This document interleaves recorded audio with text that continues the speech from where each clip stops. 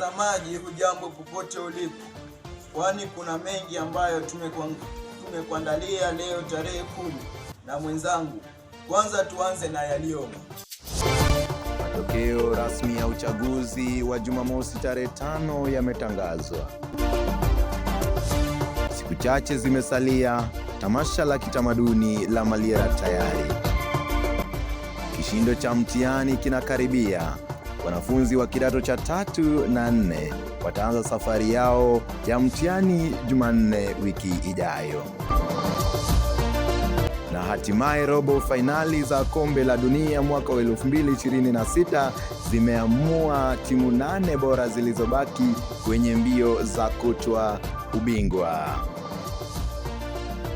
Karibu sana kwenye matangazo ya leo asubuhi. Langu jina ni Don Otieno. Na langu jina ni Lucky Ogutu. Jumamosi tarehe 5 Julai kulifanyika uchaguzi wa viongozi wa baraza la wanafunzi. Uchaguzi huu uliendeshwa kwa amani na ushirikiano mkubwa kutoka na ubunifu wa naibu wa mwalimu mkuu Bwana Moi na wanafunzi wote. Na sasa hebu tuungane na ripota wetu Duncan kwenye habari za uchaguzi huo. Ni kweli uchaguzi ulifanywa ambapo mchujo ulikuwa wa kuvutia na wakati huo wa kusisimua. Wanafunzi walipiga kura kwa utaratibu na shauku kubwa ya kuchagua viongozi watakaowakilisha vyema. Baada ya kuhesabu kura, wanafunzi wafuatao wameteuliwa kwenye nyadhifa mbalimbali. Mwenyekiti Fabian Liam, mwenyekiti wa michezo na burudani George Walcott, mwenyekiti wa mlo Reynold Otieno, makamu wa kapteni wa masomo Milton Ochieng, naibu mwenyekiti wa nidhamu Elvis Samuel. Nilipata fursa ya kuzungumza na baadhi ya wanafunzi. Haya ndiyo alichosema: nimefurahi sana kwa sababu uchaguzi ulikuwa wa haki. Nampongeza naibu mwalimu mkuu Bwana Moi kuongoza uchaguzi huo, na la muhimu, naamini watatutetea vizuri viongozi waliochaguliwa huu mwaka. Asante kwako Don. Taarifa kali kutoka katika eneo la Maliera ambapo maandalizi ya tamasha la kitamaduni la Maliera yamefikia hatua ya mwisho. Siku chache zimesalia kabla ya jukwaa hilo kubwa la kitamaduni kufungua milango tarehe 12. Tuungane moja kwa moja na ripota wetu Maloa kwa habari za maandalizi. Asante sana, na kweli hayawi kuwa mbiu ya mgambo imelia, na bila shaka kuna jambo. Maandalizi yanaendelea hapa kwa kasi na kila kitu kinaendelea tayari kwa siku kuu.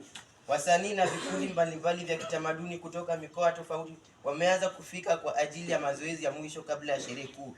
Tamasha hii linatarajiwa kuwa na vituo vikubwa, ikiwa ni pamoja na ngoma za kitamaduni, maonyesho ya kisanaa na ufundi wa asili, michezo na vivutio vingine. Nikiripotia matukio haya, nite Maloa Vincent. Maandalizi ya mtihani yamefikia hatua ya mwisho. Mitihani wa mwisho wa muhula wa pili unatarajiwa kuanza rasmi tarehe 14 kwa wanafunzi wa kidato cha 3 na 4. Ripota wetu Duncan ana taarifa kamili. Naam, asante sana Don. Wanafunzi wa kidato cha 3 na 4 ndio wataanza kwa kuwa ni darasa la mtihani. Walimu na wanafunzi wamekuwa katika hali ya maandalizi makali, huku darasa za masomo ya marudio zikiwa na wanafunzi wanaojitayarisha kwa ajili ya mitihani hiyo. Inarudisha hewa kwako Don. Asante sana Dan kwa taarifa hiyo kamili. Hivyo basi wanafunzi, kazi kwenu. Usisahau kujiandaa vizuri. Karibu tena kwenye studio yetu ya michezo. Ni wakati ambao kila shabiki wa mpira amekuwa akiongojea. Robo finali za kombe la dunia mwaka 2029. Timu 8 pekee ndio zimesalia kwenye mbio za taji hili. Habari kamili kutoka kwenye ripota wetu Bravo Otieno. Asante Lucky Ogutu. Mechi hizi za robo finali zilipanga kuanzia Julai 9. Mechi kati ya Ufaransa na Morocco ilichezwa jana tarehe 9. Ufaransa waliingia mechi wakiwa na nguvu kubwa ya ushambuliaji wakiongozwa na Kylian Mbappe ambaye amefunga mabao 8 tangu mwanzo wa mashindano. Hatimaye mechi hii iliisha 2-0 ambapo Ufaransa waliipuka ushindi.